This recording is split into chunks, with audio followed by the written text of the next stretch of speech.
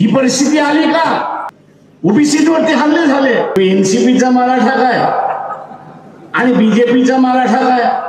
एनसीपीचा मराठा असो म्हणजेच राष्ट्रवादी काँग्रेस, अजितदादा पवार गट किंवा बीजेपीचा मराठा असो, ओबीसीची मारणारच. धर्माच्या राजकारणावरून प्रकाश आंबेडकर प्रचंड भडकले. ही परिस्थिती ओबीसी मुळे आली. ओबीसी फक्त टाळ्या वाजवत बसले आहेत. ओबीसी महामोर्चामध्ये प्रकाश आंबेडकरांनी हिंदू धर्म संकटात आहे म्हणणाऱ्यांना ओबीसींना धारावर धरले. हा ओबीसी कधी सुधारणार? राजकारण खरं ओबीसी कडून शिकलं पाहिजे. नक्की ओबीसी बद्दल प्रकाश आंबेडकर इतके का भडकले पाहूया. आणि हे झालं का? ते इथल्या सगळ्या ओबीसीने पहिल्यांदा विचारात घेतलं पाहिजे की ही परिस्थिती आली का? ही परिस्थिती आली का? मागच्या विधानसभेमध्ये ओबीसीवरती हल्ले झाले. लोकसभेनंतर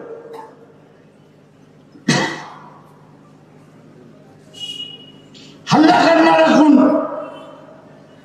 ते इथला असणारा RSS वाला होता, बीजेपी वाला होता, मराठा समाजातले होते.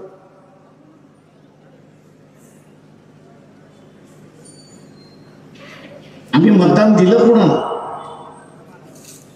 कोणाला दिलं? आम्ही कोणाला दिलं?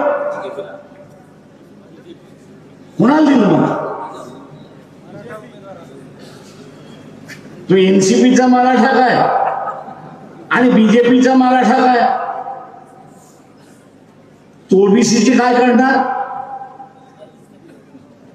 मारणारच ना. त्याच्या पलीकडे काय करणार? गुजरातीमध्ये एक म्हण आहे, आ बैल मुझे मार. हे राजकारण शिकायचं असेल तर ओबीसीतून शिकलं पाहिजे. हे मी नेहमी म्हणत असतो की स्वतःच्या पायावरती धोंडा पाडायचा असेल तर तो ओबीसी कडून शिकला पाहिजे, इतर कुणाकडून शिकला.